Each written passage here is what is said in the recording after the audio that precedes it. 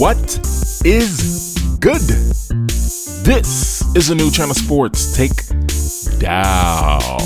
You know what it is. This is a solo dolo.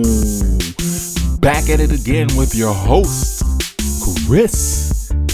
You know how I do, man. I like to get straight into my takedowns. And I don't want to be a prisoner of the moment, but as of today's recording, I am a prisoner of the moment. Just watched Game 5 of the Eastern Conference semifinals, the Milwaukee Bucks versus the depleted Brooklyn Nets. Everybody's going to talk about Kevin Durant in this game. And you should talk about Kevin Durant in this game. He played 48 minutes of basketball and was amazing. Durant was amazing in this game. But he's not the storyline. Kevin Durant is not the storyline in this game. Now, you want him to be, and we're going to talk about him. He had 49 points, 17 rebounds, 10 assists. That's ridiculous. That's ridiculous. But he's not the storyline. The real storyline is Giannis Antetokounmpo. He is the storyline. And my takedown is real simple. Giannis going to come on to the front, player. Because you got to be critical sometimes. And my takedown is Giannis, you have some questions to answer. When you look at his numbers in Game 5, you'll see that he had a good game. He put up good numbers, but that's not what it's about. If you watch that game down the stretch, you saw a player in Giannis Antetokounmpo who could not lead his team past the finish line. And quite frankly, the game should have never even been that close. The Milwaukee Bucks should have been blowing out the Brooklyn Nets, and they weren't able to do it. Yes, Kevin Durant was impressive. But I guess the question I have after that game was Kevin Durant were you more impressed by Kevin Durant's performance or the lack of execution by Giannis Antetokounmpo at the end of basketball games? Let's talk about a couple of reasons why I don't want to say I'm annoyed with him, but it's just come to the point where we've got to be critical. The first thing is, at the end of games, I can't trust him to take and make free throws. In fact, I don't want him taking free throws. And other teams actually foul him. In crunch time, James Harden purposely fouled this man. Purposely. In crunch time. When the game was in the balance. And what did Giannis do? He went to the line and split the free throws. Well, you can't do that when it matters. Yeah, you can miss the occasional free throw, but when we know you're not a good free throw shooter and the team is coming after you because we know you can't shoot the free throw, you have to end that rhetoric. It baffles me that some of these players at the very height of their careers can't make free throws, not because it's an easy thing. I'm not saying it's easy, but it's necessary. And they know that. Giannis knows it's necessary. You can't do this to yourself. You can't do it to your teammates. You have to hold yourself accountable, walk to the free throw line, and make those free throws. And so far in these playoffs, he hasn't done it. Go back to Game 1 versus the Miami Heat. Yes, they beat the Heat. They swept the Heat. But in Game 1, the game went to overtime because Giannis Antetokounmpo can't make free throws. Come on, man. What are we talking about here? What are we talking about? AI said, we're talking about practice. We're talking about practice. For Giannis Antetokounmpo, we're talking about a chance for you to get to the Eastern Conference Finals, back to the Eastern Conference Finals. And quite frankly, with the way Embiid is playing, not really big on the Hawks, a chance to get to the Conference Finals and be favored to get to the NBA Finals. And it comes down to you being able to take and make big free throws, and you can't do that. If you can't do that, then you cannot be in the conversation as one of the best players in the league. You simply cannot. Even like a Shaquille O'Neal. Those who watched Shaq in his career, he had some of the most terrible free throw shooting nights in the history of the NBA. He did, particularly in the NBA Finals. But when his team needed him to go and make 2 free throws, he did it. He rose to the occasion, and he'll tell you that anytime. But I made them when they count. I made them when they count, and that's what's important. Giannis Antetokounmpo hasn't done that. Even at the free throw line. We'll get to the rest of his game. I'm going to focus on the free throw line for a little bit because for me, makes no sense. It makes no sense for me with the skill that he possesses, the power, the talent. You got to make your free throws because you know you're going to get fouled. You know you're going to get fouled. There's going to be a play in this game that's going to be not talked about as much as it should. It's the end of the game, and the Milwaukee Bucks are down by 2 points. They come down the court, and they get a turnover. The only reason why that ball was turned over was because Chris Middleton drives the ball to the lane. He sees and opens Giannis Antetokounmpo. He kicks it to Giannis, and Giannis does not want to get fouled. You can see it in his eyes. So he's not focusing on catching the ball. He's focusing on, I need to dunk this ball as quickly as possible so that I don't have to go to the free throw line. And what do we see from NFL players all the time? They look up the field before they have the ball in their hands, and all of a sudden they drop it, turnover, and from that point the game was essentially over. Giannis Antetokounmpo, you got some questions to ask about these free throws, to answer about these free throws. So my first question to Giannis is, bro, you can't make free throws? I'm not trying to sound condescending, right? I don't play at his level. I'm not as good as him, but I am an observer of the game and I love the game. So my question to you is, you got to make your free throws. Well, that's not a question. That's a statement. Well, I guess I'm going to say it's a statement. You got to make your free throws, bro. So that's number one. Got to make your free throws. My second point on Giannis Antetokounmpo, with him having to answer some tough questions, is bro, who are you? Who are you as a player? In the regular season, he's phenomenal. You can't hold him because teams aren't building walls for Giannis Antetokounmpo in the regular season. They don't have time for it. It's like when you're playing Navy. Yeah, you can prepare for it. You can see it on film. But when you see it in a week-to-week basis and you're not really having a great chance to prepare for Navy, they have that run attack, they really don't throw the ball, they can punch you in the mouth. Not necessarily saying they're going to beat you, but they can punch you in the mouth. But when you have 2, 3, 4 weeks to prepare for Navy's offense, it's simple. It's not complex, it's simple. And that's what it seems to be about Giannis Antetokounmpo. Oh, in the regular season when we don't have a lot of time to prepare for him, oh man, he'll eat. He'll eat. But once there is time to prepare for his game, he just has not come through, particularly when his team has an opportunity to do something special. And I think that's the most disappointing thing for me because he is my African brother and I want to see him succeed. I really, really do. But he has to answer some of these questions. You got to answer them, man. Why aren't you making your free throws? Why don't you change your game, particularly for the playoffs? There's a guy that Giannis Antetokounmpo, no matter what happens in Game 6, needs to go and talk to this offseason. He needs to go and talk to this individual, and that is Hakeem the Dream Olajuwon. He needs to go talk to him. No matter what he does this offseason, he needs to go and see Hakeem the Dream Olajuwon. He already has a number 34. He needs to sit with Olajuwon for however long he needs to sit with him and learn some footwork. Because the next question I have for him is, why don't you have a post game? Why don't you have a post game, man?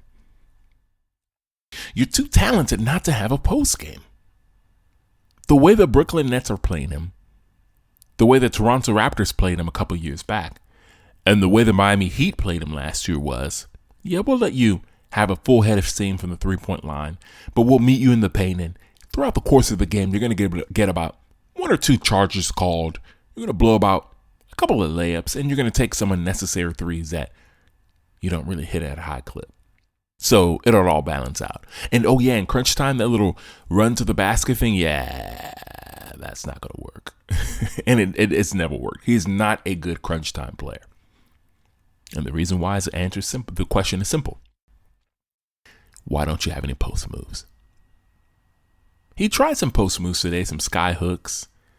He had a turnaround on James Harden, who I've said for years is an underrated post defender. He's phenomenal in the post. And Giannis Antetokounmpo took some of the toughest shots in the post because he doesn't have the footwork. He can't do it. He doesn't know what he's doing down there. Sounds like I'm just bashing him, but nah, man. It comes to a point where he has that superstar status, so we gotta hold him to that level of a superstar. And when you're at this type of craft, doing this type of thing on this type of stage, what do I mean by that? You're in the NBA. You are an entertainer. You are at the highest stage of your craft. So we've got to be critical. Why don't you hit free throws? Why can't you score the basketball in the post? Hakeem Olajuwon needs to work with him because his footwork in the post is awful. It's god awful. Hard to watch. It just is. It's hard to watch. You look at someone like a LeBron James. LeBron James didn't start off his career in the post, but he's gotten so good in the post towards the back nine, right? The back stretch of his career. Well, that took time. He's put in work. His footwork from even year 10 to now is completely way better. But watching Giannis Antetokounmpo from 2-3 years ago, particularly when they played the Toronto Raptors in the conference finals versus the Giannis Antetokounmpo that I just watched lose and cost his team a game 5, they don't look all that different. I dare say I can't, if I put tape and remove the crowd and remove the players, I may not even be able to tell the difference in the player. You may not be able to tell the difference in the player either, and that's a problem. That's a problem. And this makes me think, what is it about today's athlete that we don't see that progression that we want to see? It makes me think about another player in the Eastern Conference semifinals in Ben Simmons. Phenomenal defender, great defender. But you got to ask the question, why doesn't he have a more complete offensive game by now? There's no reason for him not to be able to make an offensive impact when Joel Embiid is clearly injured. We've been waiting and waiting, and it hasn't happened. I'm being critical, right? I'm being critical, but these are questions that they have to answer.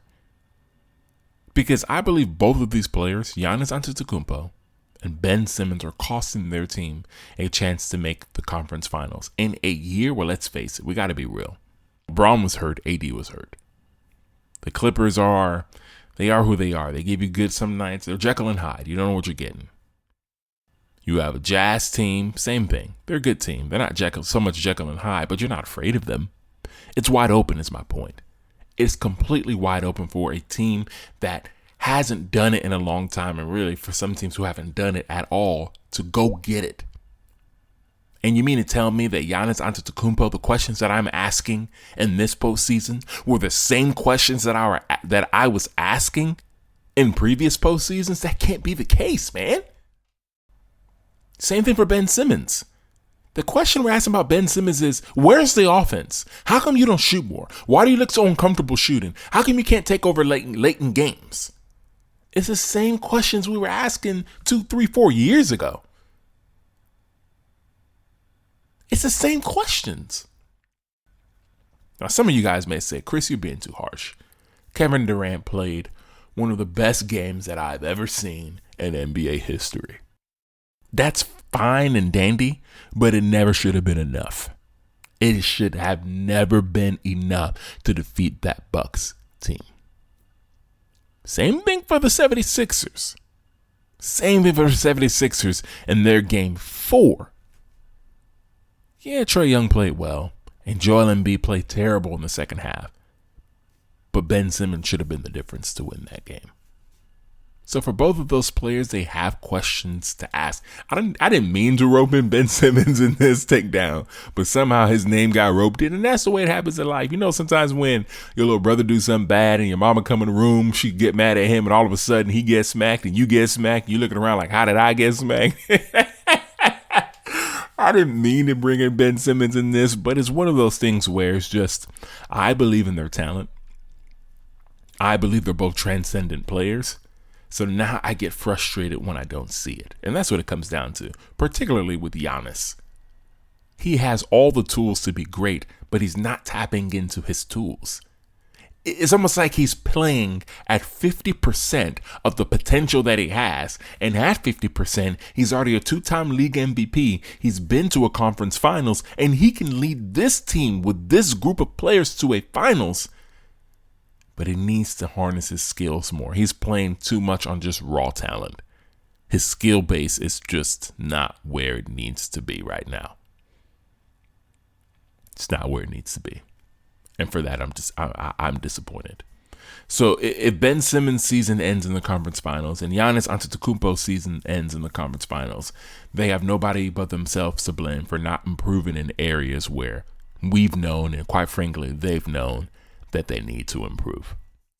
Ultimately, this takedown is about, guys, calling you both to the front, asking you questions that I believe need to be answered by this offseason. Because if they're not answered by this offseason, I don't know what I can say about them. I guess my high regard for them, I can't have them in such high regard anymore. Because, that just means they're finished products. And that's not bad. Ben Simmons is not a bad finished product, obviously. He's in the NBA. He's made the All-Star game. He is a great player. And for Giannis, he's a superstar. But what it does tell me is they may not be the guy to win your team a championship. They may just be another guy, part of the cog. And I had higher hopes for both players. So perhaps this is my hopes being seeped out. Maybe you, the listeners, thinking to yourself, bro, we already knew this. But tonight's a tough night for me as a Giannis Antetokounmpo fan. It's a tough night. Now, wherever you're listening to this, it's a tough night for me. He's got to answer some key questions, and he's got to be better. Wherever and whenever you are listening to this podcast, this Takedown, I want to thank you so much. Thank you for listening. Thank you for taking the time to listen to me rant.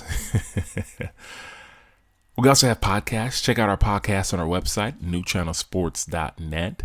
You can check out my articles. I write for The Lead now, theleadsm.com. When I post articles, they'll also be on the Rockets Bleacher Report. I post articles about the Houston Rockets, and I'll have a new one coming out soon.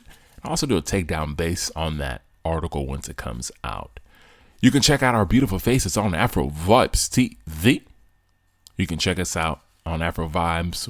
We record a weekly show, or also you can download the Afro Vibes TV app on Roku, and you can watch us on demand there. We have plenty of episodes, plenty of content for you to dig in. You can check us out on Twitter or on Instagram as well. You know who we do this for. We do this for you guys. So subscribe, smash the like button, hit the notification bell. Continued support is what we need to continue bringing out fire content. Thank you so much for listening. I appreciate you. Have a wonderful day or evening, wherever you may be. You know how I end these videos. Stay safe, y'all. Please stay safe. Peace.